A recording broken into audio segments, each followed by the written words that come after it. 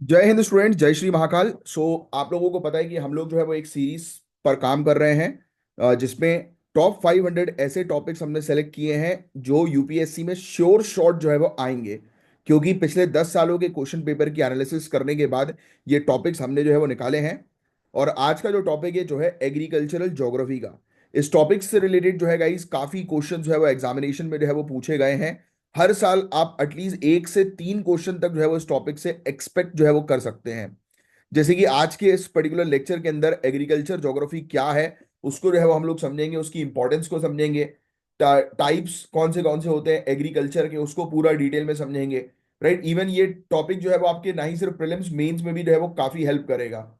Right, physical factors क्या होते हैं, इकोनॉमिक फैक्टर क्या होते हैं, कल्चरल सोशल फैक्टर क्या होते हैं, बायोटेक्नोलॉजी जो आज की डेट में काफी ज्यादा इंपॉर्टेंट है, मेजर क्रॉप्स और उनके डिस्ट्रीब्यूशन जो ज्योग्राफी का एक इंपॉर्टेंट टॉपिक होता है, अक्सर एग्जामिनेशन में पूछा जाता है।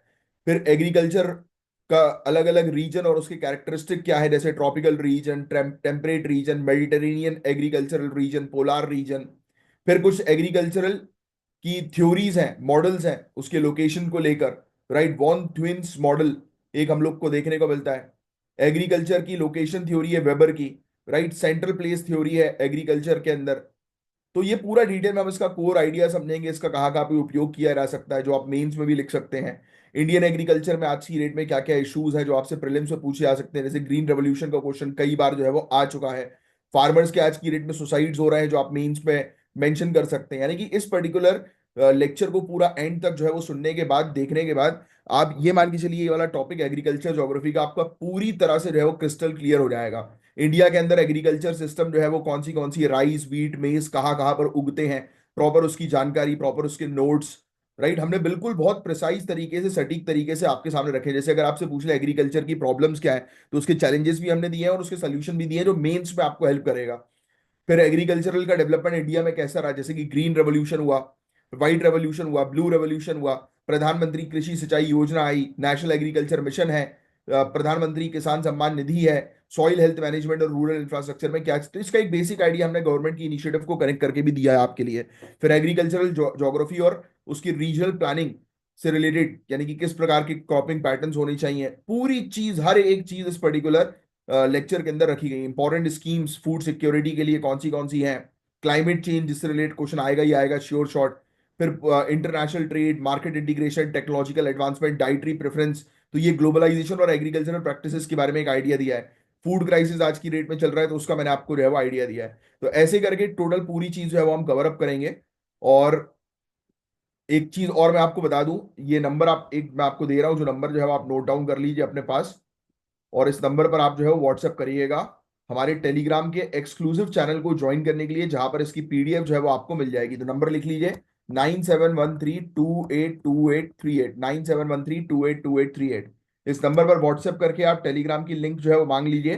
तो वहां पर आपको टेलीग्राम की एक्सक्लूसिव लिंक जो है वो प्रोवाइड कर दी जाएगी, जहां पर रेगुलर बेसिस पर पूरे नोट्स आपको जो है वो प्रोवाइड किए जा रहे हैं। शॉर्ट नोट्स, इसकी पीडीएफ जो है वो आप डाउनलोड कर सकते हैं, प्रिंट आउट कर सकते हैं। वहां पर क्वेश्चंस की प्रैक्टिस होती है और भी काफी सारी चीजें जो है वो वहां पर कंडक्ट करवाई जाती हैं, जिससे कि आप अपनी सिविल सर्विसेज की प्रिपरेशन में रेगुलर रह सकें। तो ये मैंने आपके लिए इनिशिएटिव जो है वो शुरू किया है, स्पेशली उन स्टूडेंट्स के लिए जो सीरियसली एग्जामिनेशन को क्वालिफाई करना चाहते हैं। तो चलिए बिना समय वेस्ट किए हम लोग स्टार्ट करते हैं हमारे टॉपिक से। तो देखो, सबसे पहले तो हम डेफिनेशन की जो है बात करेंगे कि ये एग्रीकल्चर ज्योग्राफी क्या है, काफी इंपॉर्टेंट है। ये पूरी सीरीज, इस सीरीज को देख लिया तो आपके एटलीस्ट 1 से 3 क्वेश्चन तो कंफर्म है प्रीलिम्स के अंदर, और मेंस के अंदर एटलीस्ट 2 से 3 क्वेश्चन आप आराम से जो है वो दे सकते हो। तो सुनो, सबसे पहले एग्रीकल्चरल ज्योग्राफी की डेफिनेशन। तो ये एक ब्रांच है ह्यूमन ज्योग्राफी की, जिसमें हम एग्रीकल्चरल एक्टिविटीज के स्पेशियल पैटर्न को स्टडी करते हैं। ये देखते हैं कि कैसे मनुष्य जो है वो अपने एनवायरनमेंट के साथ इंटरैक्ट करते हैं फूड और एग्रीकल्चरल प्रोडक्ट प्रोड्यूस करने के लिए। तो ये बेसिकली हम क्या देख रहे हैं, स्पेशियल पैटर्न को जो है वो देख रहे हैं कि किस प्रकार से जो है वो हम रिसोर्सेस का, संसाधन का यूटिलाइजेशन करने के बाद, उपयोग करने के बाद जो है वो एग्रीकल्चर के प्रोडक्शन में जो है वो हेल्प करते हैं। इसका स्कोप काफी ब्रॉड है। सबसे पहले फिजिकल फैक्टर को जो है वो हम लोग देखेंगे, तो डेफिनेशन में आप ये चीज जो है वो थोड़ी सी ध्यान में रखिएगा। ठीक है, तो ये डेफिनेशन है जो मैंने अभी आपको बताई। अब इसमें सबसे पहली चीज जो हम देखने वाले हैं वो है फिजिकल ज्योग्राफी। राइट, यानी कि फिजिकल फैक्टर। अब देखो बहुत ध्यान से सुनना, इसमें क्लाइमेट, सॉइल, टोपोग्राफी और वाटर रिसोर्सेज शामिल है। क्या शामिल है? क्लाइमेट, सॉइल, टोपोग्राफी और वाटर रिसोर्सेज, जो हमें अपने सामने दिखाई देता है, जैसे मिट्टी दिखाई दे रही है। टोपोग्राफी, जमीन, जैसे कि माउंटेन पे आपको एग्रीकल्चर करना है, फार्मिंग करना है, या फिर मैदान पे करना है, प्लेन्स पे करना है, राइट, तो वो चीज। फिर इसके अंदर वाटर रिसोर्सेज, पानी कहीं पर ज्यादा है कहीं पर कम है, उस अकॉर्डिंग एग्रीकल्चर करना है, तो ये पूरी चीज फिजिकल फैक्टर में आती है। ह्यूमन फैक्टर्स भी इंपॉर्टेंट है, जैसे कि economic system, land tenure, technology, government policy और कल्चरल प्रैक्टिस। फिर हम स्पेशल ऑर्गेनाइजेशन को समझते हैं, जो क्रॉप्स डिस्ट्रीब्यूशन, फार्मिंग सिस्टम और ट्रेड नेटवर्क को जो है वो कवर करता है। Last but not the least, environmental impacts भी हैं, जैसे लैंड डिग्रेडेशन, डिफॉरेस्टेशन और वाटर पॉल्यूशन। तो ये चीजें हैं। देखो, सबसे पहले तो ज्योग्राफी का स्कोप जो है वो फिजिकल फैक्टर जो मैंने अभी आपको बताया, जो हमें बाहर से दिखाई दे रहा है। ह्यूमन फैक्टर यानी कि पैसा लगाना है, मैनेज करना है, जमीन को जो है वो देखना है, टेक्नोलॉजीज का उपयोग करना है, सरकार की पॉलिसी से बेनिफिट मिलता है, राइट। स्पेशल ऑर्गेनाइजेशन में क्रॉप्स का डिस्ट्रीब्यूशन, कौन से क्रॉप्स लगाने हैं, पशुपालन करना है, फार्मिंग सिस्टम किस प्रकार का होगा, कौन से क्षेत्र पे कौन सा क्षेत्र एग्रीकल्चर के लिए बेटर है या नहीं है, राइट। ट्रेड नेटवर्क, अगर आपने प्रोडक्शन कर लिया तो सप्लाई चेन आपको जो है वो चाहिए, जिससे कि आपका प्रोड्यूस जो है वो मार्केट तक पहुंच सके। फिर एनवायरमेंट का इंपैक्ट होता है, जैसे कि जमीन खराब हो गई, डिफॉरेस्टेशन हो रहा है, पानी पल्यूट हो रहा है, बायोडाइवर्सिटी लॉस हो रहा है। तो ये सब बेसिकली ज्योग्राफी, जो एग्रीकल्चर ज्योग्राफी है, पूरी इन चीजों के ऊपर बेस्ड है, जो आज की डेट में हम लोग बोल रहे हैं ना कि हमें एग्रीकल्चरल प्रैक्टिसेस सस्टेनेबल जो है वो रखनी है, फूड सिक्योरिटी पर काम करना है, तो वो चीजें हैं। समझे? अब बात करेंगे इंपॉर्टेंस ऑफ एग्रीकल्चरल ज्योग्राफी के बारे में, कि एग्रीकल्चर ज्योग्राफी गाइस हमारी फूड सिक्योरिटी को समझने में मदद करता है, क्योंकि ये बताता है कि कौन से फैक्टर्स फूड प्रोडक्शन और डिस्ट्रीब्यूशन को अफेक्ट करते हैं। रिसोर्स मैनेजमेंट भी इस फील्ड का पार्ट है, जैसे कि जमीन और पानी का सतत उपयोग, सस्टेनेबल यूज, ताकि एग्रीकल्चर को फ्यूचर में भी सस्टेन किया जा सके फ्यूचर के लिए। एनवायरमेंट को हमको प्रोटेक्ट करना भी इंपॉर्टेंट है, जैसे हम आइडेंटिफाई करें कि एग्रीकल्चर के इंपैक्ट्स और स्ट्रेटजीज डेवलप हमें करने हैं, जिससे कि जितना भी नुकसान हो रहा है वो कम से कम हो सके। रूरल एरियाज में डेवलपमेंट करना है, पॉलिसीज लेकर आना है, ये फील्ड भी जो है वो इसके अंदर आती है, जो सोशियो इकोनॉमिक कंडीशन को समझकर रूरल एरियाज को डेवलप करने में जो है वो हेल्प करती है। तो हमने क्या देखा, एग्रीकल्चर ज्योग्राफी की इंपॉर्टेंस क्या है, यानी कि इस टॉपिक को पढ़ के आप ये समझ पाओगे कि फूड सिक्योरिटी को जो है वो समझ पाओगे। ये आपको समझाएगी कि कौन सा फूड प्रोड्यूस करना है। जैसे अब ये आज की डेट में जो है वो जलवायु परिवर्तन, क्लाइमेट चेंज के चलते हमें देखने को मिल रहा है कि सरकार जो है वो मिलेट्स के प्रोडक्शन पर फोकस कर रही है, क्योंकि मिलेट्स जो है, मोटा अनाज जो हम लोग को देखने को मिलता है, कोर्स ग्रेन, वो बेसिकली ये आज की रेट के बदलते हुए टेम्परेचर को झेलने की क्षमता रखता है, ये क्लाइमेट रेसिलिएंट क्रॉप है। यस, तो इसीलिए एग्रीकल्चर ज्योग्राफी पढ़ना बहुत जरूरी है। फिर इसके अलावा हमें सही तरीके से नेचुरल रिसोर्सेज का उपयोग करना है, तो ये ज्योग्राफी आपको, एग्रीकल्चर ज्योग्राफी आपको रिसोर्स मैनेजमेंट सिखाती है। ये आपको आइडेंटिफाई करना सिखाती है कि एग्रीकल्चर के इम्पैक्ट जो है वो किस प्रकार से होंगे एनवायरमेंट में। आपको क्या स्ट्रेटजीज बनानी है जिससे कि आप एनवायरमेंट को डैमेज करने से रोक सको, प्रोटेक्ट कर सको एनवायरमेंट को, राइट। इवन आपको रूरल एरियाज के डेवलपमेंट पर कैसे काम करना है वो भी सिखाता है ये सब्जेक्ट, ये टॉपिक। फिर आपको एग्रीकल्चरल पॉलिसीज बनानी है, प्लानिंग करनी है, ये तभी आप कर पाओगे जब आप इस टॉपिक पर एक अच्छी कमांड जो है वो डेवलप कर पाओगे। तो ये बेसिकली आपका एक मेंस का आंसर का इंट्रोडक्शन भी है, प्लस प्रीलिम्स में भी आ सकता है कि एग्रीकल्चर ज्योग्राफी की इंपॉर्टेंस, तो ये बुलेट पॉइंट्स थोड़े से ध्यान में रखना आपके लिए जरूरी है ना। और इवन ये हेल्प करेगा एनालाइज करने में कि ग्लोबलाइजेशन का इंपैक्ट किस प्रकार से एग्रीकल्चरल प्रैक्टिस, ट्रेड और फूड सिस्टम पे पड़ रहा है। अब एक और बहुत इंपॉर्टेंट चीज, जो दूसरी ब्रांच के साथ भी इसका एक रिलेशन, इसका एक कनेक्शन हम लोग को देखने को मिलता है। एग्रीकल्चर ज्योग्राफी जो है वो फिजिकल ज्योग्राफी के ऊपर बेस्ड हम लोग को देखने को मिलती है, यानी कि भाई पानी चाहिए, अभी मैंने आपको बताया ना फिजिकल फैक्टर, सॉइल कैसी होनी चाहिए, राइट। बट इसको अगर आप समझोगे तब आपको जो है वो समझ में आएगा इस एनवायरमेंट के बारे में, तो कहीं ना कहीं इसका एक कनेक्शन एनवायरमेंटल स्टडीज के साथ भी है। यस, दूसरी ब्रांचेस के साथ, इकोनॉमी के साथ भी है, क्योंकि एग्रीकल्चर का प्रोडक्शन अच्छा होगा तो प्राइमरी सेक्टर जो है वो ग्रो करेगा, राइट। और आपको पता है कि हमारी इंडिया अगर कंट्री की बात करें तो सबसे ज्यादा लोग जो है वो एग्रीकल्चर सेक्टर के ऊपर डिपेंडेंट है ना, प्राइमरी सेक्टर के ऊपर डिपेंडेंट है। तो इसीलिए ये इकोनॉमी के साथ भी कनेक्ट कर रहा है, पॉलिटी के साथ कनेक्ट कर रहा है, पॉलिटिकल ज्योग्राफी, ये पॉलिटिकल सिस्टम को इन्फ्लुएंस कर सकता है, लैंड ओनरशिप, एग्रीकल्चरल पॉलिसी जो सरकार जो है वो बनाती है, राइट, गवर्नमेंट सब्सिडीज देती है, कंट्रीज के बीच में ट्रेड एग्रीमेंट्स होते हैं कि आप हमसे जो है वो खरीदो सामान, है ना, एग्रीकल्चरल प्रोड्यूस जो है वो खरीदो, तो ये चीजें हैं। अब आगे की और बहुत इंपॉर्टेंट चीज के बारे में जो है वो अगर हम चर्चा करें तो वो है टाइप्स ऑफ एग्रीकल्चर, एग्रीकल्चर के टाइप्स।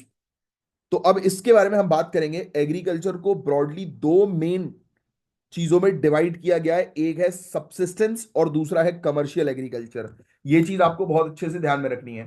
इसके दो टाइप्स हम लोग को देखने को मिलते हैं, एक है सबसिस्टेंस और एक है कमर्शियल एग्रीकल्चर। हालांकि इसको फिर फर्दर और भी सब टाइप्स में जो है डिवाइड किया हुआ है, बट सबसिस्टेंस एग्रीकल्चर की बात करें तो ये वो एग्रीकल्चरल प्रैक्टिस है अगर कोई किसान अपनी फैमिली और अपनी लोकल कम्युनिटी की खाने की जरूरतों को पूरा करने के लिए एग्रीकल्चर कर रहा है, खेती किसानी कर रहा है, तो वो खेती किसानी होती है सबसिस्टेंस। इसमें सरप्लस काफी कम होता है, मतलब ह्यूज प्रोडक्शन ये लोग करते नहीं है, सिर्फ उतना करते हैं जितना जिसमें इनका पेट भर सके, इनकी फैमिली का, इनकी कम्युनिटी का पेट भर सके, बस दैट्स इट। और इंटेंसिव सबसिस्टेंस एग्रीकल्चर में ज्यादा लेबर जो है वो होते हैं और बहुत ही छोटी सी जमीन उनके पास होती है जिस पर ये खेती किसानी जो है वो करते हैं, राइट। फिर एक्सटेंसिव सबसिस्टेंस एग्रीकल्चर में ज्यादा लैंड होल्डिंग होती है, यानी कि लोगों की जमीन ज्यादा होती है लेकिन लेबर इनपुट कम होता है। ये इस प्रकार की प्रैक्टिस अक्सर साउथ अमेरिका, अफ्रीका के कुछ क्षेत्र में देखने को मिल जाती है। एग्रीकल्चर में एक ही क्रॉप पे जो है वो फोकस होता है, जैसे कि टी, कॉफी, शुगर केन, इस टाइप के प्लांटेशन एग्रीकल्चर की अगर हम बात करें। और मिक्स्ड फार्मिंग में जो है वो, अब नाम से जन्मा रहा है कि क्रॉप्स और लाइवलीहुड, यानी कि आप पशुपालन भी कर रहे हो और खेती किसानी भी जो है वो कर रहे हो, जैसे यूरोप, नॉर्थ अमेरिका, इंडिया, यहाँ पर भी हम लोग को देखने को मिलता है। इस चीज को हम प्रमोट भी कर रहे हैं किसान की इनकम को बढ़ाने के लिए, है ना। शिफ्टिंग कल्टीवेशन भी एक ट्रेडिशनल प्रैक्टिस होती है जिसमें किसान जो है वो एक पैच जो होता है फॉरेस्ट का उसको क्लियर करते हैं और उसे कुछ साल तक वहीं पे छोड़ देते हैं और मतलब घूमते हैं। आपने पता ना, झूम कल्टीवेशन भी इसको बोलते हैं, शिफ्टिंग कल्टीवेशन आपको पता होगा। चलो इसको जो है वो फिर से एक बार जो है वो देख लेते हैं। तो सब्सिस्टेंस एग्रीकल्चर जो है वो एक प्रकार की ऐसी एग्रीकल्चर प्रैक्टिस होती है जिसमें मैंने आपको बताया किसान अपनी फैमिली और लोकल कम्युनिटी की नीड्स को फुलफिल करते हैं। इसमें ये भी दो सब टाइप्स होते हैं, एक होता है इंटेंसिव और दूसरा होता है एक्सटेंसिव। इंटेंसिव में जो होता है इनके पास बहुत ज्यादा काम करने वाले होते हैं बट जमीन बहुत कम होती है ना। और एक्सटेंसिव के अंदर इनके पास जमीन तो थोड़ी बहुत बड़ी होती है बट लेबर जो है वो काफी कम होते हैं, इसके कारण भी ये लोग ज्यादा आउटपुट जो है वो निकाल नहीं पाते। फिर कमर्शियल एग्रीकल्चर आता है। कमर्शियल वाले नाम से समझ में आ रहा है कि मार्केट में बेचने के लिए एग्रीकल्चर जो है वो करना है ना। और इसमें हाई कैपिटल इन्वेस्टमेंट लगता है, टेक्नोलॉजी लगती है, राइट, मार्केट के ऊपर फोकस रहता है। फिर प्लांटेशन एग्रीकल्चर में लार्ज स्केल कमर्शियल फार्मिंग पर फोकस किया जाता है, यानी कि प्लांटेशन एग्रीकल्चर, अगर जब भी बात हो रही है प्लांटेशन एग्रीकल्चर की, जो कमर्शियल एग्रीकल्चर के अंदर आती है, कि आप एक जमीन पर एक ही प्रकार का क्रॉप उगा रहे हो और आपका ऑब्जेक्टिव है उस क्रॉप को बेचना मार्केट में। मिक्स्ड फार्मिंग मैंने आपको बता ही दिया। ये मिक्स्ड फार्मिंग और लाइव स्टॉक फार्मिंग एक ही जैसी है, क्योंकि मिक्स्ड में भी हम लोग क्रॉप कल्टीवेशन करते हैं, लाइव स्टॉक भी करते हैं, बट लाइव स्टॉक में मेनली फोकस एनिमल्स के ऊपर होता है, राइट, पशुपालन जिसको हम लोग बोलते हैं। फिर एक होती है एक्सटेंसिव कमर्शियल गेन फार्मिंग। ये बहुत बड़ी जमीन पर जो है वो एक साथ, यानी कि ये नॉर्थ अमेरिका, ऑस्ट्रेलिया और यूरेशिया के कुछ पार्ट्स में होती है। अभी आजकल इंडिया के अंदर भी हम लोग ये चीज कर रहे हैं और इसके लिए हम लोग कॉपरेटिव्स पर फोकस जो है वो कर रहे हैं, राइट, कि जिससे कि किसान जो है वो, यानी कि फॉर एग्जांपल 10-12 किसान एक साथ मिल जाए, अपना कॉपरेटिव जो है वो तैयार करें, बनाए, रजिस्टर करें और लार्ज स्केल पर एक पर्टिकुलर फूड ग्रेन का जो है वो प्रोडक्शन करें, जिससे कि वो मार्केट में जो है वो इजीली जो है वो सेल आउट भी कर सके और उनको अच्छा पैसा भी मिल सके क्योंकि बल्क में जाएगा। और शिफ्टिंग कल्टीवेशन मैंने आपको ऑलरेडी बता ही दिया है। शिफ्टिंग कल्टीवेशन में एक जगह पर खेती किसानी होती है, फिर लोग उस जगह को छोड़कर जो है वो दूसरी जगह जो है वो जाते हैं, राइट। तो ये फैक्ट भी आपको पता है। नोमैडिक हर्डिंग के बारे में जो है अगर हम बात करें तो इसमें जो चरवाहे जो होते हैं वो अपने एनिमल्स के साथ एक जगह से दूसरी जगह जो है वो घूमते हैं, राइट। तो ये चीज हम लोग को देखने को मिलती है। अब कौन से फैक्टर्स हैं जो कि एग्रीकल्चर को अफेक्ट करते हैं, ये बहुत ज्यादा इंपॉर्टेंट है। तो एग्रीकल्चर को अफेक्ट जो है वो करते हैं physical factor, economic factor, social factor, cultural और टेक्नोलॉजिकल फैक्टर। फिजिकल फैक्टर की बात करें जैसे क्लाइमेट, इसमें टेम्परेचर हुआ, अगर एकदम से टेम्परेचर लेवल जो है वो इंक्रीज हो जाएगा तो क्रॉप्स डैमेज हो सकते हैं, आपको ऑलरेडी पता है। एकदम से बारिश हो गई, क्लाइमेट खराब हुआ, बारिश हो गई, बाढ़ आ गई, तो क्रॉप फसल जो है वो खराब हो जाएगी। सनलाइट भी एक इंपॉर्टेंट रोल जो है वो प्ले करती है, आपको पता है, फोटोसिंथेसिस के लिए, है ना। और इसमें भी अगर क्रॉप की ग्रोथ के लिए इसका ड्यूरेशन और इसका अमाउंट बहुत इंपॉर्टेंट होता है। तो अगर सनलाइट ही नहीं मिल पा रही है, बादल जो है वो छाए हुए हैं, तो भी क्रॉप फेलियर नजर आएगा। तो एक फैक्टर हो गया कि एग्रीकल्चर को इफेक्ट करने वाला फिजिकल फैक्टर। दूसरा होता है मिट्टी की फर्टिलिटी। अगर आपकी मिट्टी ही जो है वो उपजाऊ नहीं है, फर्टाइल नहीं है, यानी कि आपकी मिट्टी में नाइट्रोजन, फास्फोरस, पोटेशियम, एनपीके जिसको हम लोग बोलते हैं, मेजर न्यूट्रिएंट्स होते हैं, तो उसकी अगर कमी है तो मिट्टी आपकी बर्बाद रहेगी और फिर वहां पर प्रोडक्शन नहीं हो पाएगा, है ना। फिर सॉइल का टेक्सचर भी बहुत इंपॉर्टेंट होता है, जो पानी के रिटेंशन को अफेक्ट करता है, कि पानी जो है वो, मिट्टी जो है वो पानी को एब्जॉर्ब कर पा रही है कि नहीं कर पा रही, रोक पा रही है कि नहीं रोक पा रही, है ना। ये सब चीजें, मिट्टी में कितनी हवा जा रही है, कितनी नहीं जा रही, क्योंकि रूट्स को जो है वो हवा की भी जो है वो आवश्यकता होती है, राइट। तो ये सब इंपॉर्टेंट फैक्टर है रूट्स के डेवलपमेंट के लिए और न्यूट्रिएंट्स को इनटेक करने के लिए, राइट। अगर यही खराब रहेंगे तो ऑब्वियस सी बात है कि फिर फसल जो है वो नहीं डेवलप हो पाएगी। टोपोग्राफी, अगर आपकी जमीन जो है वो स्लोपी एरिया में है तो सॉइल इरोजन का खतरा होता है, मिट्टी जो है वहां से फिसलेगी, और मिट्टी फिसलेगी तो फिर आप सही तरीके से फार्मिंग नहीं कर पाओगे। इसलिए टेरेस फार्मिंग, ये सब टेक्निक्स का उपयोग जो है वो किया जाता है। एल्टीट्यूड, अगर आप हाई एल्टीट्यूड में हो, वहां पर खेती किसानी कर रहे हो, तो वहां पर सभी प्रकार के क्रॉप्स तो पनप नहीं पाएंगे, है ना। तो टोपोग्राफी भी एक इंपॉर्टेंट रोल प्ले करती है। पानी, इरिगेशन, हर जगह तो बारिश आती नहीं है, और अब तो जलवायु परिवर्तन के कारण और स्थिति खराब हो गई है ना। तो ये भी चीज हम लोग को देखने को मिलती है कि इरिगेशन बहुत इंपॉर्टेंट है। अगर इसमें कोई डिस्टर्बेंस होगा नहीं, प्रॉपर टाइम पर फसल को जो है वो पानी नहीं मिलेगा, तो खराब फिर। रिवर्स और दूसरी वाटर बॉडीज, है ना, तो ये सोर्सेज हम लोग को देखने को मिलते हैं इरिगेशन के। फिर इकोनॉमिक फैक्टर, अगर आपके पास प्रॉपर टेक्नोलॉजी नहीं है तो आप पीछे हो जाओगे। इन्वेस्टमेंट चाहिए आपको, मशीन चाहिए, इंफ्रास्ट्रक्चर चाहिए, जो कि अगेन प्रोडक्टिविटी को इंप्रूव करता है। आपके पास ट्रैक्टर्स हैं, थ्रेशर्स हैं, तो आपको जो है वो फायदा जो है वो मिलेगा, है ना। बट अगर नहीं है तो आप लिमिटेड इनकम जो है उससे अर्न कर पाओगे। तो ये इकोनॉमिक फैक्टर हो गया। इसलिए तो सरकार आज की डेट में बहुत सारी स्कीम्स वगैरह के थ्रू जो है वो किसानों को जो है वो रेंट पर जो है वो प्रोवाइड करा रही है, ये सब चीजें, टेक्नोलॉजी।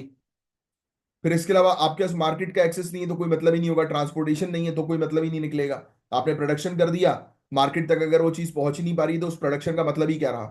फिर सरकार की पॉलिसीज भी बहुत इंपॉर्टेंट रोल प्ले करती है, सब्सिडीज, प्राइसिंग, जैसे एमएसपी है हमारे यहाँ, है ना, मिनिमम सपोर्ट प्राइस। फिर ऐसी कल्चरल और सोशल फैक्टर्स भी होते हैं, ट्रेडिशनल फार्मिंग मेथड्स और क्रॉप्स चॉइसेस, ये भी इन्फ्लुएंस करते हैं कल्चरल बिलीफ और प्रैक्टिसेस के कारण। यानी कि जो एक एक जगह पर एक किसान जो है वो जो सालों से जो एक क्रॉप का कल्टीवेशन करता आ रहा है, वो उसकी हैबिट में बन गया है, वो इसकी कल्चरल प्रैक्टिस में बन गया है। उसके अलावा वो दूसरे क्रॉप्स की तरफ जो है वो देख ही नहीं रहा। तो इससे भी सॉइल की फर्टिलिटी भी तो खराब होती है ना, आपको पता है। इसलिए गवर्नमेंट जो है वो आज की डेट में जो है वो इंसेंटिव्स प्रोवाइड करा रही है कि आप जो है वो इंटरक्रॉपिंग जो है वो करो, राइट, जिससे कि सॉइल की फर्टिलिटी मेंटेन रहे। तो ये सब बेसिक फैक्ट्स आपको पता होने चाहिए। ये सिस्टम, लैंड टेन्योर का सिस्टम सिस्टम जो है लैंड ओनरशिप और डिस्ट्रीब्यूशन का, वो भी फार्मर्स के एक्सेस टू लैंड और रिसोर्सेज को अफेक्ट करता है, जो कि उनके इन्वेस्टमेंट डिसीजन को जो है वो इन्फ्लुएंस कर सकता है। होगा ना, अगर अगर फॉर एग्जाम्पल किसी और की जमीन है और उस पर कोई और दूसरा किसान खेती किसानी कर रहा है, और अचानक से जो है वो जमीन का मालिक आया और बोले कि नहीं, अब हम इस जमीन को जो है वो बेच रहे हैं और आपको यहाँ से हटना पड़ेगा, तो ऑब्वियस सी बात है कि वो जो लैंडलेस फार्मर्स जो हैं उनको तो ये नुकसान होगा ही होगा, राइट। और होता है काफी सारी जगहों पर। फिर टेक्नोलॉजिकल फैक्टर्स होते हैं जो एग्रीकल्चरल प्रोडक्शन को इन्फ्लुएंस करते हैं।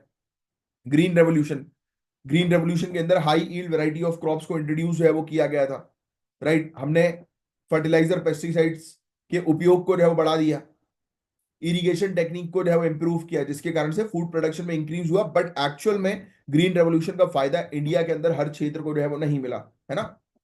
फिर बायोटेक्नोलॉजी जैसे कि जेनेटिक इंजीनियरिंग, टिश्यू कल्चर, यहाँ पर भी पोटेंशियल है कि क्रॉप्स को जो है वो आप डेवलप कर सकते हो उनके इंप्रूव ट्रेड्स के थ्रू। बट हालांकि जेनेटिक इंजीनियरिंग की बात करें तो जेनेटिक इंजीनियरिंग में भी सभी प्रकार के क्रॉप को अप्रूवल नहीं मिला है, क्योंकि हमें इसके बारे में प्रॉपर जानकारी नहीं है, प्रॉपर डेटा नहीं है कि इन फ्यूचर अगर इनमें म्यूटेशन हो गया, यानी कि इनमें चेंजेस अगर आ गए, ये पनप कर इवॉल्व होकर इसमें चेंजेस अगर हो जाते हैं, तो स्थिति जो है वो खराब हो सकती है इन फ्यूचर। तो ये चीजें हैं। यही बायोटेक्नोलॉजी के बारे में मैंने आपको बताया। इसमें बायोलॉजिकल सिस्टम का उपयोग किया जाता है, लिविंग ऑर्गेनिज्म का उपयोग किया जाता है, उनके डेरिवेटिव्स का, जिससे कि उनको वो क्वालिटी प्रोवाइड की जाए जेनेटिकली जो उनमें पहले से अवेलेबल नहीं है ना। उनके ट्रेड्स को उसमें जो है वो चेंज किया जाता है। अब देखो मेजर क्रॉप्स और उनके डिस्ट्रीब्यूशन की जो है बात करें तो ये बहुत इंपॉर्टेंट पॉइंट्स है। इंडिया जो है वो एक एग्रीकल्चरल पावर हाउस है, जिसमें अलग अलग क्रॉप्स है वो कल्टीवेट होते हैं पूरी कंट्री के अंदर, है ना। डिपेंड करता है कि वो किस क्षेत्र में है। अब राइस आपको बताना चाहिए कि चावल जो है वो ज्यादातर कहाँ पर उगता है। वेस्ट बंगाल, उत्तर प्रदेश, आंध्र प्रदेश, पंजाब, यहाँ पर हाई टेम्परेचर और एबंडेंट रेनफॉल है, तो आप यहाँ पर अच्छे से राइस कल्टीवेशन कर सकते हो। वीट कल्टीवेशन के कुछ एग्जांपल गेहूं के पंजाब, हरियाणा, उत्तर प्रदेश, मध्य प्रदेश। मक्के के लिए कर्नाटक, महाराष्ट्र, मध्य प्रदेश, बिहार। यानी कि ये कुछ एग्जांपल्स है वो दिए हुए हैं कि यहाँ पर जो है वो अच्छे से आप ये सब क्रॉप्स जो है वो उगा सकते हो। बार्ली को उगा सकते हो आप राजस्थान, उत्तर प्रदेश, मध्य प्रदेश में। इसको कूल और ड्राई कंडीशन जो है वो चाहिए, है ना। Cash crop cotton Gujarat, Maharashtra, Telangana, Andhra Pradesh में उगता है। ब्लैक सॉइल जो है वो उसको चाहिए, खारिफ क्रॉप है। गर्म टेम्परेचर इसको चाहिए, मॉडरेट रेनफॉल चाहिए। शुगर केन गन्ना महाराष्ट्र, कर्नाटक, तमिलनाडु, उत्तर प्रदेश यहाँ पर उगता है ट्रॉपिकल सब ट्रॉपिकल रीजन में। इसको हाई टेम्परेचर चाहिए और ज्यादा पानी चाहिए। चाय की बात करें तो चाय जो है वो आपको जो है वो वेस्ट बंगाल, आसाम, तमिलनाडु, केरल यहाँ पर देखने को मिल जाएगी। आसाम तो फेमस है ही, दार्जिलिंग। कॉफी के बारे में बात करें तो साउथ इंडिया, कर्नाटक, केरल, तमिलनाडु ये मेजर कॉफी प्रोड्यूसिंग स्टेट्स है। तो ये क्वेश्चन डायरेक्टली प्रीलिम्स में बनते हैं। रबर, रबर जो है वो केरला जो है वो लीडिंग प्रोड्यूसर है रबर का इंडिया के अंदर। इसको भी हाई टेम्परेचर और हाई रेनफॉल की आवश्यकता है। हॉर्टिकल्चर जिसके अंदर फ्रूट्स, वेजिटेबल्स, फ्लावर्स का प्रोडक्शन होता है। इंडिया जो है वो मेजर प्रोड्यूसर है अलग अलग प्रकार के फ्रूट्स का, mango, banana, apple, grapes, citrus fruit, oranges वगैरह हो गए। तो इसका प्रोडक्शन जो है वो अलग अलग रीजन में होता है। वेजिटेबल्स की बात करें, वेजिटेबल्स भी पूरी कंट्री के अंदर ग्रो जो है वो किए जाते हैं, डिपेंड करता है कि सीजन के ऊपर। फ्लावर्स की बात करें, फ्लावर्स का प्रोडक्शन भी बहुत होता है, रोज, मैरीगोल्ड, जैस्मीन, है ना। कर्नाटक, तमिलनाडु, महाराष्ट्र, तो यहाँ पर सबसे ज्यादा प्रोडक्शन देखने को मिलता है। ऑयल सीड्स में ग्राउंडनट, है ना। ग्राउंडनट जो है आपको जो है मूंगफली जिसको हम लोग जो है वो बोलते हैं, खारिफ क्रॉप है। गुजरात, आंध्र प्रदेश, तमिलनाडु, कर्नाटक, इवन मध्य प्रदेश में भी देखने को मिलती है। सोयाबीन, सोयाबीन मध्य प्रदेश, महाराष्ट्र, राजस्थान, कर्नाटक में देखने को मिलती है। सनफ्लावर जो है वो कर्नाटक, महाराष्ट्र, आंध्र प्रदेश, तेलंगाना में देखने को मिलते हैं। मस्टर्ड जो है वो राबी क्रॉप है, प्राइमरली राजस्थान, उत्तर प्रदेश, हरियाणा, मध्य प्रदेश में देखने को मिलता है। टोबैको की बात करें तो आंध्र प्रदेश, गुजरात, कर्नाटक, बिहार में इसकी खेती होती है। राइट, गर्म टेम्परेचर इसको चाहिए, मॉडरेट रेनफॉल चाहिए। स्पाइसेस तो आपको पता ही है साउथ इंडिया के अंदर, है ना। इसके अंदर पेपर, कार्डमम, जिंजर, टर्मरिक, हल्दी, राइट, मिर्ची, ये सब चीजें शामिल होती है। और दूसरे ट्रॉपिकल क्रॉप्स की बात जो है वो करें, जूट, कोकोनट, एरिका नट, पान का पत्ता जिसको हम लोग जो है बोलते हैं ना, ये सॉरी, पान में वो डलता है ना, सुपारी, वो, ठीक है। तो अलग अलग एग्रीकल्चरल प्रैक्टिस जो है वो पूरे दुनिया भर में हम लोग को जो है वो देखने को मिलती है। और वो डिपेंड करता है क्लाइमेट के ऊपर, मिट्टी कैसी है उसके ऊपर, और टेक्नोलॉजी कौन सी अवेलेबल है उसके ऊपर बेस्ड होती है। जैसे अगर आप ट्रॉपिकल क्षेत्र में हैं तो ट्रॉपिकल क्षेत्र में हाई टेम्परेचर, हाई रेनफॉल होती है, यस। तो यहाँ पर आप राइस का कल्टीवेशन जो है वो कर सकते हो, राइट। क्योंकि राइस को जो है वो अच्छी खासी रेनफॉल जो है वो चाहिए, पानी उसको जो है वो अच्छा चाहिए। कॉफी, रबर का प्रोडक्शन जो है वो अच्छे से हो सकता है गर्म इलाके में, वेट एरिया में। टेम्परेट रीजन में जो है वो आप वीट और कॉर्न का प्रोडक्शन जो है वो कर सकते हो। इसको ठीक ठाक जो है वो टेम्परेचर चाहिए और रेनफॉल चाहिए। मेडिटेरेनियन रीजन का क्लाइमेट जो होता है वो हॉट होता है, ड्राई समर्स होती है, माइल्ड और वेट विंटर्स हम लोग को देखने को मिलती है। यहाँ पर आप ऑलिव, ग्रेप्स, सिट्रस फ्रूट्स ये सब जो है वो आप उगा सकते हो। मेडिटेरेनियन क्लाइमेट में तो वो ऑर्चिड्स वगैरह भी जो है वो उगते हैं, बहुत फेमस है ऑर्चिड्स। फ्लावर्स होते हैं, बड़े खूबसूरत दिखते हैं। पोलार क्षेत्र में आप ज्यादा खेती किसानी जो है वो कर नहीं सकते, क्योंकि पूरा एरिया बर्फ से जो है वो घिरा हुआ रहता है। बट एग्रीकल्चर आइसलैंड, ग्रीनलैंड में जो है वो पॉसिबल है, राइट। ठीक है, पोटैटोस और कुछ वेजिटेबल्स यहाँ पर उगाए जा सकते हैं, कुछ कंट्रोल्ड उसमें। अब बड़ी इंपॉर्टेंट चीज के बारे में बात करेंगे, इसको बहुत ध्यान सुनना। ये मॉडल्स के बारे में जो है हम लोग चर्चा जो है वो करने वाले हैं कि अलग अलग टाइप की थ्योरीज हम लोग को जो है वो देखने को मिलती हैं। देखो अब बहुत ध्यान से सुनना आप, है ना। पहली थ्योरी जिसके बारे में मैं आपको बताऊंगा वो है वॉन थुनिन थुनिन्स मॉडल, वॉन थुनिन्स मॉडल। ये मॉडल लैंड यूज पैटर्न को एक्सप्लेन करता है, जिसमें पास की सिटी यानी कि नियरेस्ट सिटी के आसपास गार्डनिंग और डेयरिंग होती है, और लाइव स्टॉक जो है वो दूर होते हैं। मतलब सिंपल शब्दों में अगर ये मॉडल अगर आपको बता दिया जाए, तो अर्ली 19 सेंचुरी में ये मॉडल जो है वो लाया गया था। ये किस चीज के बारे में बोल रहा है? ये बोल रहा है कि आप खेती किसानी करो सिटी के नजदीक में, यानी कि आउटर एरिया में, सिटी के बाहर जस्ट सिटी के से लगे हुए एरिया पे आप खेती किसानी करो, जिससे कि आपके आप जो भी खेती किसानी कर रहे हो वो जल्दी से बिक जाए, आपका प्रोड्यूस है वो जल्दी से बिक जाए, उसको मार्केट मिल सके, उसको ट्रांसपोर्टेशन की कॉस्ट भी उसकी कम हो सके, है ना। तो ये उन्होंने बताया है। तो ये प्रेडिक्ट करते हैं कि एग्रीकल्चरल एक्टिविटी जो है वो आसपास के एरिया में होनी चाहिए, राइट। गार्डनिंग और ड्रेनिंग डेयरिंग सिटी के नजदीक जो है वो होनी चाहिए, और लाइव स्टॉक्स को आप सिटी के थोड़ा सा दूर रखो, राइट। अब उसका रीजन भी इन्होंने बताया, क्योंकि सिटीज के अंदर जब लाइव स्टॉक होते हैं तो वो काफी कंजेशन जो है वो हो जाता है, तो आप सिटी के बाहर साइड रखो। तो यानी कि सिटी से लगे हुए एरिया में ही आप एग्रीकल्चर और लाइव स्टॉक एक्टिविटीज पर काम करो। तो ये बोल रहा है वॉन थुनिन्स मॉडल। अब नेक्स्ट वेबर का मॉडल जो है वो क्या कहता है, अब इसको भी देख लेते हैं। ये थ्योरी ट्रांसपोर्टेशन, लेबर और एग्लोमेरेशन कॉस्ट को मिनिमाइज करने पर फोकस करती है, नहीं कुल मिलाकर किसान का जो है वो कितना खर्चा जो है वो बैठ रहा है उसको कम करने के ऊपर बेस्ड ये थ्योरी है। ये प्रोसेसिंग प्लांट्स को रॉ मटेरियल्स या मार्केट के पास लोकेट करने के लिए गाइड करती हैं। मतलब ये बोल रहे हैं कि जितने भी, जैसे फॉर एग्जांपल आपको टोमेटो सॉस की फैक्ट्री लगानी है, तो आप उन पर्टिकुलर एग्रीकल्चर फील्ड के पास अपनी फैक्ट्री ओपन करो जहां पर टोमेटोज का प्रोडक्शन हो रहा है। तो बस ये चीज जो है वो वेबर साहब ने बताया। इन्होंने जो है वो आइडिया जो है वो दिया कि भाई आप अपने ओवरऑल कॉस्ट को जो है वो कम करो। प्रोसेसिंग प्लांट्स के ऊपर बेस्ड बेसिकली ये थ्योरी थी। फिर इसके अलावा एक एक और सेंट्रल प्लेस थ्योरी हम लोग को एग्रीकल्चर की देखने को मिल रही है। ये थ्योरी कहती है कि एग्रीकल्चर प्रोडक्शन मार्केट डिमांड के अकॉर्डिंग जो है वो स्पेशलाइज होती है। मतलब ये बोल रहे हैं कि आप वो चीज जो है वो जिसकी डिमांड है मार्केट में, आप वो चीज जो है वो प्रोड्यूस करो। तो ये सेंट्रल प्लेस थ्योरी एग्रीकल्चर के अंदर बोल रही है ना। ठीक है, इनडायरेक्टली इन्फ्लुएंस कर रही है agricultural activity as agricultural production specialises based on market demand.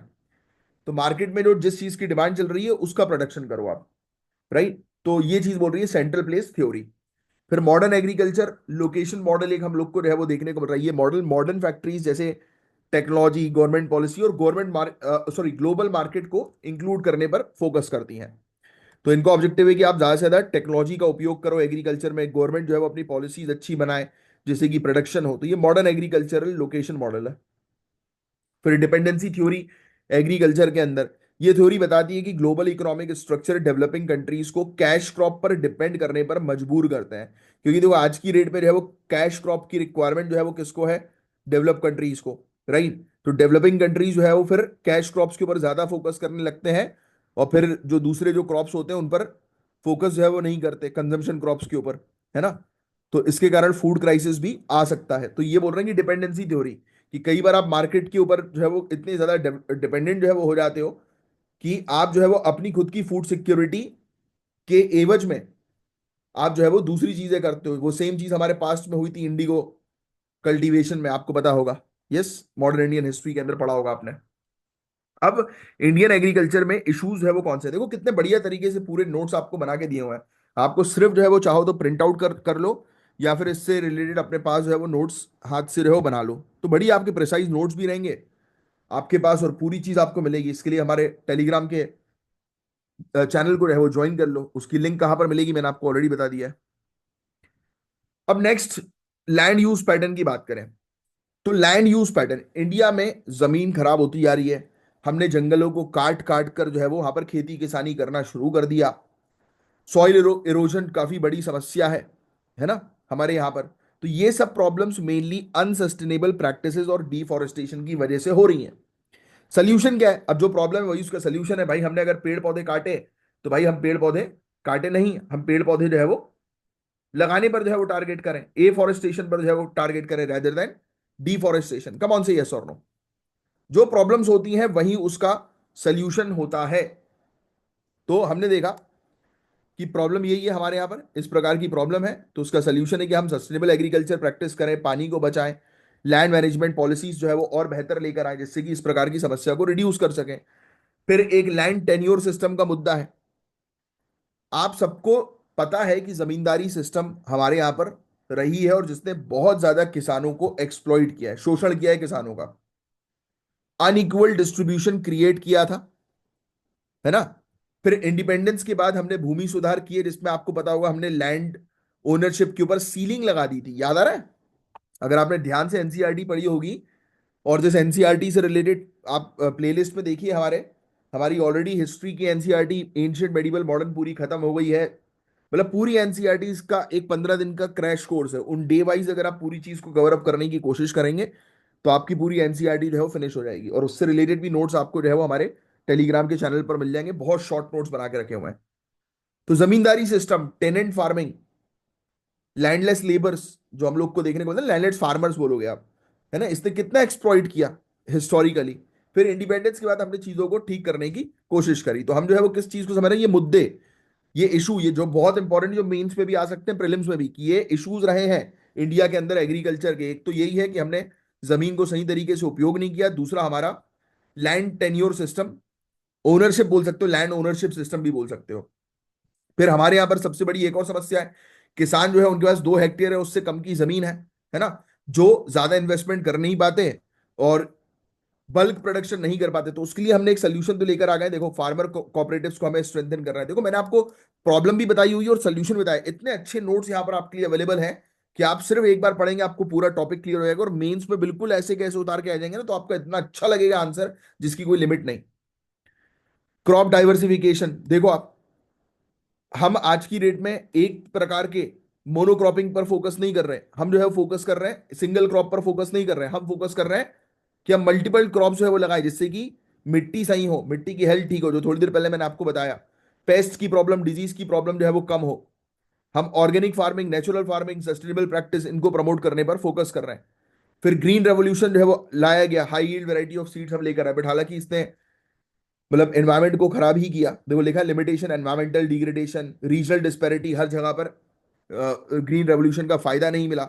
Income inequality हो गई फार्मर्स के बीच में, क्योंकि कुछ क्षेत्र में ग्रीन रेवोल्यूशन का फायदा मिला तो कुछ क्षेत्र में नहीं मिला, है ना। देखो कितना पूरा एक्सप्लेन हो गया इतनी सी लाइन में, क्योंकि जो आपकी मेंस की कॉपी भी चेक करेंगे उनको सिर्फ एक दो सेंटेंस ही पढ़ना है, उस पर क्लियर हो जाएगा कि हाँ भाई आपके कॉन्सेप्ट क्लियर है कि नहीं है। तो उस अकॉर्डिंग पूरा मैंने आपके नोट्स तैयार करवाए। और वाटर मैनेजमेंट और इरिगेशन, इंडिया के अंदर सबसे बड़ी प्रॉब्लम यही है ना, पानी की समस्या। तो उसके लिए हम नहर बना रहे हैं, राइट, ड्रिप इरिगेशन मेथड का उपयोग करने के लिए किसान को जो है वो प्रमोट कर रहे हैं।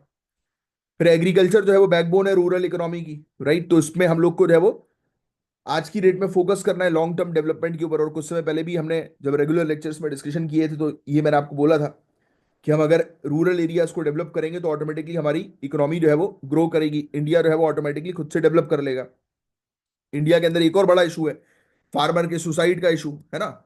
फार्मर जो है वो सुसाइड्स करते हैं कर्जे में जो है वो आकर, या तो क्रॉप फेलियर के कारण। इसके लिए भी हमने मैंडेटरी कर दिया उन किसानों के लिए जिनके ऊपर लोन है, कि भाई आप जो है क्या करो, ये इंश्योरेंस स्कीम जो हम लोग को जो है वो देखने को मिलती है, उसमें जो है वो एनरोल करो, राइट।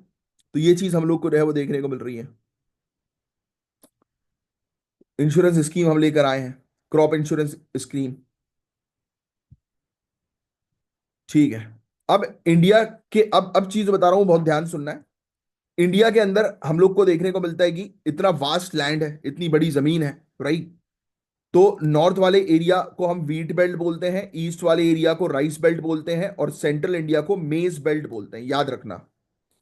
ये बेसिकली राइस, व्हीट और मेज का कल्टीवेशन कहाँ पे हो गया, तो देखो मैंने आपको बिल्कुल याद करवा दिया, ये नॉर्थ में व्हीट है, राइस जो है वो ईस्ट में है, और सेंटर में मेज है, मक्का है। तो व्हीट का प्रोडक्शन इन सब राज्यों में जो है वो सबसे ज्यादा हम लोग को देखने को मिलता है। ये आपकी याद करने के लिए मैंने ये बना दिया है, तो आप ये चीज देख सकते हैं। कमर्शियल, आपको कॉटन कमर्शियल है, शुगर केन, ये दो चीज याद रखनी। कॉटन आपको पता है कि महाराष्ट्र गुजरात ब्लैक सॉइल, और फिर शुगर केन भी यूपी महाराष्ट्र, बस। फिर 15 हमारे यहाँ पर एग्रो क्लाइमेटिक जोन है, 15 जोन्स को डिवाइड किया, मतलब 15 जोन्स बनाए गए थे प्लानिंग कमीशन के द्वारा, और जिसकी एक यूनिक कैरेक्टरिस्टिक थी। अब इन जोन्स के हिसाब से अगर हम प्रॉपर तरीके से प्लानिंग करेंगे, क्योंकि इन जोन्स को इसलिए बनाया गया कि एक फलाना जोन पे ये वाला क्रॉप उगाओ, मतलब लिस्ट दे दी कि ये क्रॉप्स उग सकते हैं इन जोन में उसके क्लाइमेट के अकॉर्डिंग, जिससे बेटर प्रोडक्शन हो सके। तो ये चीज थी। इंडिया का एग्रीकल्चरल रीजन जो है वो जोग्राफिकल फीचर के ऊपर और क्रॉपिंग पैटर्न के ऊपर बेस्ड है। अब नॉर्थ वाले इलाका जो है वो फर्टाइल है, क्योंकि वहां पर इंडस और गंगा रिवर सिस्टम हमें देखने को मिलता है, तो आप वहां पर wheat, rice, sugar cane grow कर सकते हो आराम से। डेक्कन प्लेटू जो है हमारा, राइट, यहाँ पर आप कॉटन, मिलेट, पल्स उगा सकते हो। कोस्टल रीजन में जो है वो आप राइस, कोकोनट, कैश्यू नट्स और दूसरे हॉर्टिकल्चरल क्रॉप्स जो है वो उगा सकते हो। बट एग्रीकल्चर की प्रॉब्लम्स भी हम लोग को देखने को मिल रही है, चैलेंजेस है, क्लाइमेट चेंज, जलवायु परिवर्तन के कारण कभी भी वेदर चेंज हो जा रहा है, सूखा पड़ रहा है, बाढ़ आ रही है ना, पानी की समस्या बहुत ज्यादा है हमारे यहाँ, मार्केट का एक्सेस किसानों को नहीं मिल पाता, किसानों ने प्रोडक्शन कर लिया बट मार्केट में उनका प्रोड्यूस पहुंच नहीं पा रहा, that is the problem. Low productivity, कई बार जो है वो छोटी जमीन होने के कारण किसान का प्रोडक्शन बहुत कम रहता है, जिससे कि वो अपनी आजीविका जो है वो सस्टेन ही नहीं कर पाता, राइट। तो उसके लिए हालांकि हमने कोऑपरेटिव्स का सोल्यूशन जो है वो दिया है। तो आप ऑर्गेनिक फार्मिंग करो, राइट, नेचुरल फार्मिंग करो, सस्टेनेबल प्रैक्टिस करो, क्रॉप रोटेशन जैसी टेक्निक्स सरकार बताती है कि आप मिट्टी को जो है वो कैसे उपजाऊ रख सकते हो, अपनी टेक्नोलॉजी जो है वो लेकर आओ, जेनेटिक मॉडिफिकेशन क्रॉप्स का जो है वो उपयोग करो, बट हाँ देख कर कहीं उससे इन फ्यूचर नुकसान ना हो, इस चीज पर भी फोकस करना है। तो एग्रीकल्चर डेवलपमेंट इंडिया में क्या रहा, तो ग्रीन रेवोल्यूशन के बारे में आपको ऑलरेडी जो पता है।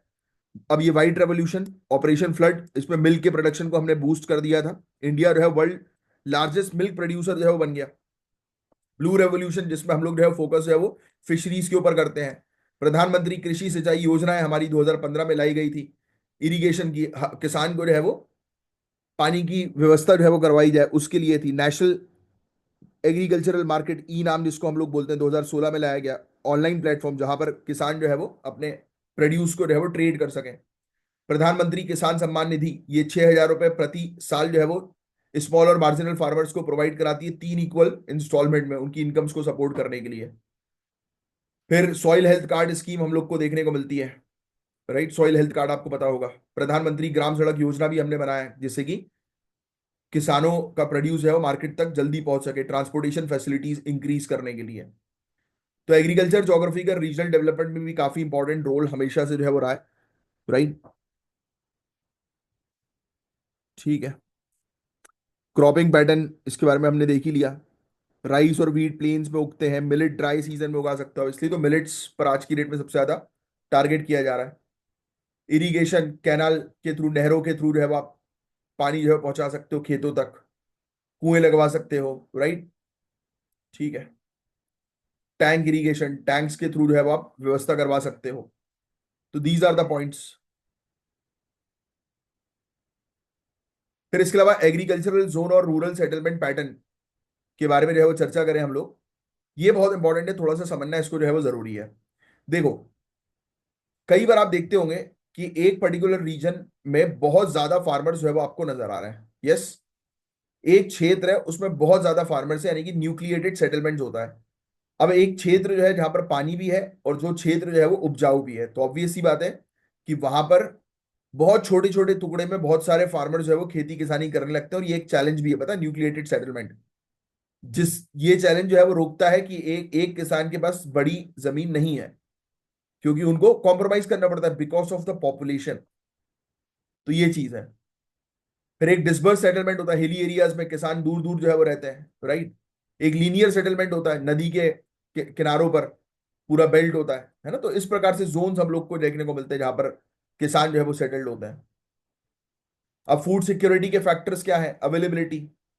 इंडिया जो है वो राइस, व्हीट, इसमें जो है वो सेल्फ सफिशिएंसी मेंटेन कर चुका है, यानी कि हम आत्मनिर्भर हैं, हम इवन एक्सपोर्ट भी करते हैं फूड को। तो अवेलेबिलिटी, ये आपको ये ध्यान में रखना है कौन से फैक्टर हैं जो फूड सिक्योरिटी को इन्फ्लुएंस करते हैं। अगर अवेलेबिलिटी, हमारे पास अगर फूड है, प्रोडक्शन है, खाना है, तो ऑब्वियस सी बात है कि फूड सिक्योर्ड है हम लोग, यानी कि हमें कोई प्रॉब्लम नहीं है, हंगर क्राइसिस नहीं आएंगे। एक्सेस, यानी कि हमारे पास खाना है और वो पहुंच पा रहा है, यानी कि प्रोडक्शन हो रहा है और वो सब जगह तक पहुंच पा रहा है, तो एक्सेसिबिलिटी भी जरूरी है। अगर प्रोडक्शन हो रहा है और पहुंच नहीं पा रहा तो दिक्कत है। यूटिलाइजेशन, बॉडी की एबिलिटी प्रॉपरली एब्जॉर्ब करने की, यूटिलाइज करने की न्यूट्रिएंट्स को फूड से, राइट। अब अगर एक इंसान बीमार है तो जो आपने कभी बीमार व्यक्ति को देखा है, या आप बीमार कभी तो हुए होगे, राइट। तो बीमारी में कोई भी, यानी कि अगर हमें बुखार ही आ जाता है, कुछ भी हो जाता है, तो खाना खाया खवाया नहीं जाता, मुंह कड़वा हो जाता है ना, यस कमाओ से यस और नो। तो अगर लोग बीमार रहेंगे तो भी वो यूटिलाइज नहीं कर पाएंगे, तो अगेन फूड वेस्टेज, तो ये भी फूड सिक्योरिटी की कैटेगरी को इन्फ्लुएंस कर रहा है। देखो ये वाला पॉइंट लिख दोगे तो कितना बढ़िया रहेगा।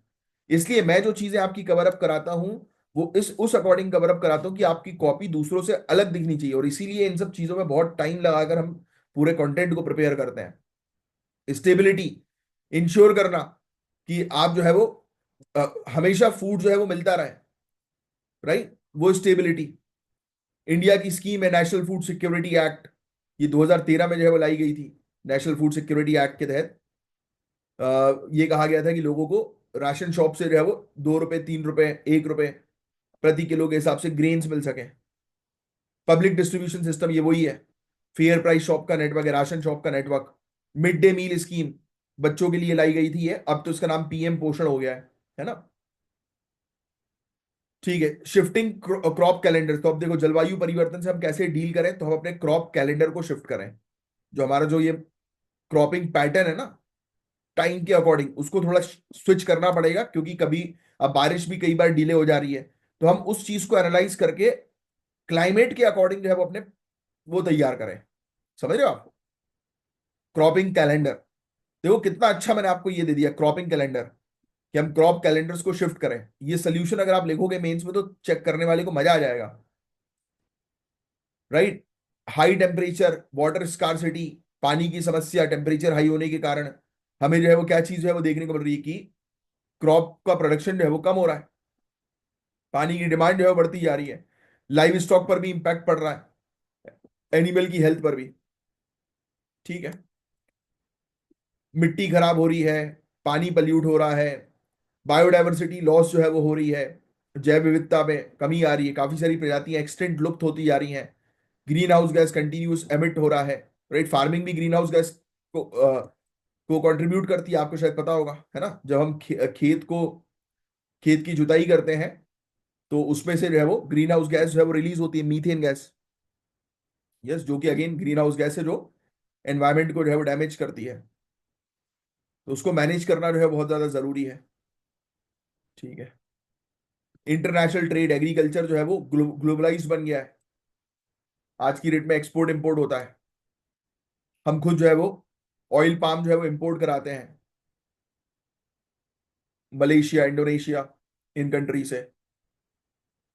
टेक्नोलॉजिकली एडवांसमेंट होता जा रहा है, पूरे दुनिया भर में डाइट पैटर्न जो है वो आज की डेट में शिफ्ट हो गए। पहले के समय पर लोग नॉर्मल फूड जो है वो इंटेक करते थे, आज की डेट में जो है वो लोग ज्यादातर फास्ट फूड इंटेक की तरफ जो है वो आगे बढ़ गए। तो उसमें भी काफी सारे क्रॉप्स की डिमांड जो है वो कम हुई है, तो कुछ की बढ़ गई है ना। अब आज की डेट में बहुत बड़ी समस्या यही कि प्राइस को स्टेबल रखना फूड के, है ना। तो ये चीजें हैं। और अर्बनाइजेशन के कारण जमीन को कन्वर्ट किया जा रहा है, एग्रीकल्चर जमीन को जो है वो खत्म करके जो है वो वहां पर जो है वो लगाया जा रहा है, बिल्डिंग्स बनाई जा रही हैं, यानी कि उपजाऊ जमीन पर, फर्टाइल लैंड पर बिल्डिंग्स बन रही हैं, right. That is the issue, क्योंकि बिकॉज ऑफ अर्बनाइजेशन। तो इन सब चीजों को बहुत तेजी से मैनेज करना जरूरी है। तो ये था गाइस पूरा ओवरऑल टॉपिक, पूरी चीज मैंने आपकी कवर अप जो है वो इसमें करवा दी है। मेंस में एटलीस्ट आपको दो इस क्वेश्चंस जो है वो इसमें आपको मिल सकते हैं, 2 से 3 क्वेश्चन आराम से हर साल। और प्रीलिम्स के अंदर भी 1 से 3 क्वेश्चन तो इस टॉपिक से रिलेटेड बनेगा ही बनेगा। तो अगर लेक्चर जो है वो अच्छा लगा हो तो कमेंट बॉक्स पे जरूर जो है वो बताइएगा कि आपका एक्सपीरियंस कि कैसा लगा आपको लेक्चर। और रेगुलरली जो है फॉलो करिए, यहाँ पर मैं आपको लेक्चर्स प्रोवाइड कराता रहूंगा। और साथ ही साथ आप हमारे एक्सक्लूसिव टेलीग्राम चैनल को भी ज्वाइन कर सकते हैं, जहाँ पर प्रॉपर प्रिसाइज नोट्स जो है वो आपको प्रोवाइड किए जाते हैं एग्जामिनेशन के लिए। तो चलिए अब मैं मिलूंगा आपसे नेक्स्ट लेक्चर में, तब तक के लिए bye bye, take care, have a great day ahead. जय हिंद।